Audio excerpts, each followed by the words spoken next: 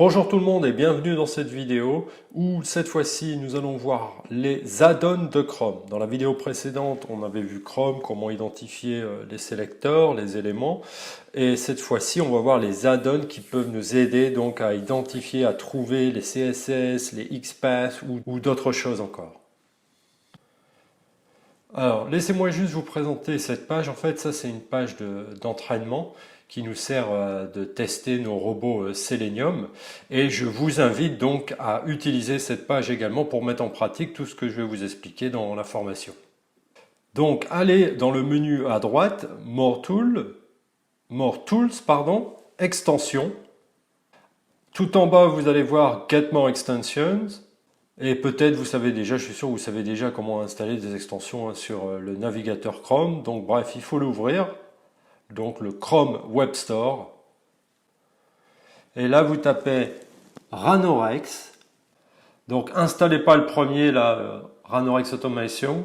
Il faut installer Ranorex Celocity. Et voilà, hop, c'est installé. Donc, on va rafraîchir maintenant cette page. Donc, on va continuer d'utiliser l'inspecteur d'éléments de Chrome et Ranorex va juste nous aider à faire les choses beaucoup plus facilement. Donc laissez-moi faire la même chose que précédemment. Donc je fais un clic droit ici dans notre champ de texte Enter Your Name. Et vous voyez ici, il y a le copy selector, c'est l'outil Ranorex. Donc on verra ça plus tard. On clique sur Inspect. Donc vous voyez la fenêtre qui s'ouvre avec notre élément input ici. Vous pouvez toujours faire un CTRL F ou commande F pour rechercher si l'identifiant, si cet élément est unique. Mais maintenant avec Ranorex, on va voir des autres onglets ici en bas, pas en haut, ici en bas. Vous voyez Ranorex Celocity. Donc vous voyez il y a Styles, Event, Properties, Ranorex Celocity. Donc vous cliquez à cet onglet. Attendez, je vais descendre, je vais rapetissir un peu. Et vous voyez, il vous montre le CSS et le XPath. Et donc vous voyez, on a déjà nos XPath et nos CSS et on n'a même pas besoin de les tester dans la console. On peut directement le faire avec Ranorex.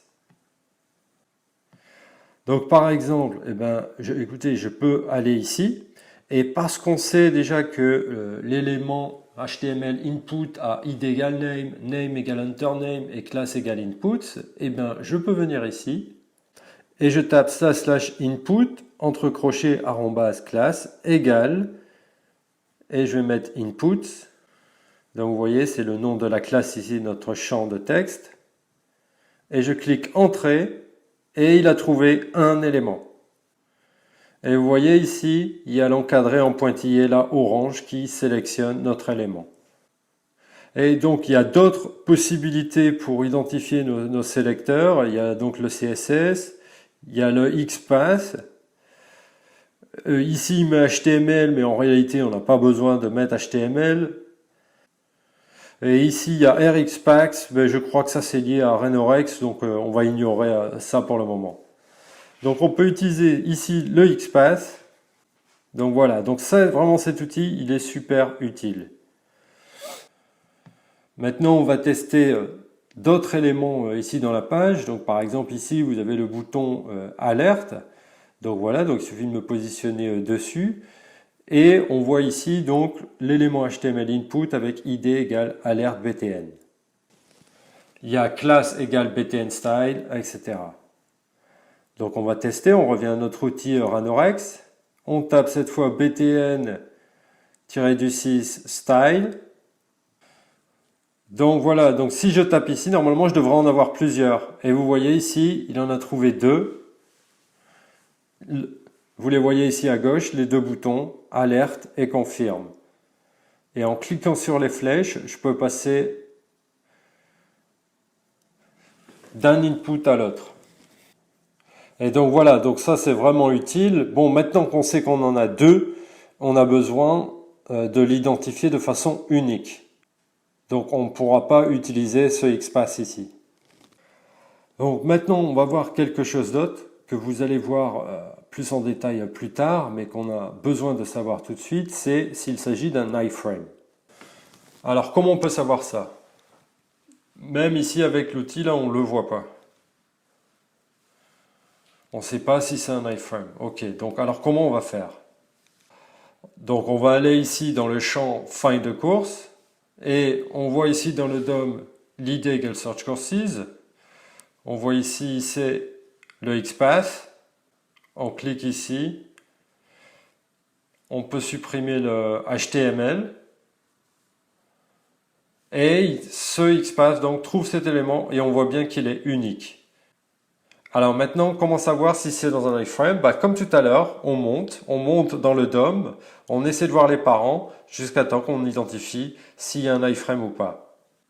Et regardez, si je clique sur la flèche, ça reroule tout son contenu. Si je clique dessus, ça le redéroule. Et donc nous, on avait notre input quelque part ici. Donc il y a un autre moyen de savoir si c'est un iframe. On va dans la console. Et regardez ici, on peut voir, j'ai la possibilité de voir s'il y a un iframe ou pas. Donc si je vois quelque chose comme ça dans la console, eh ben, ça veut dire que l'élément il est dans un iframe.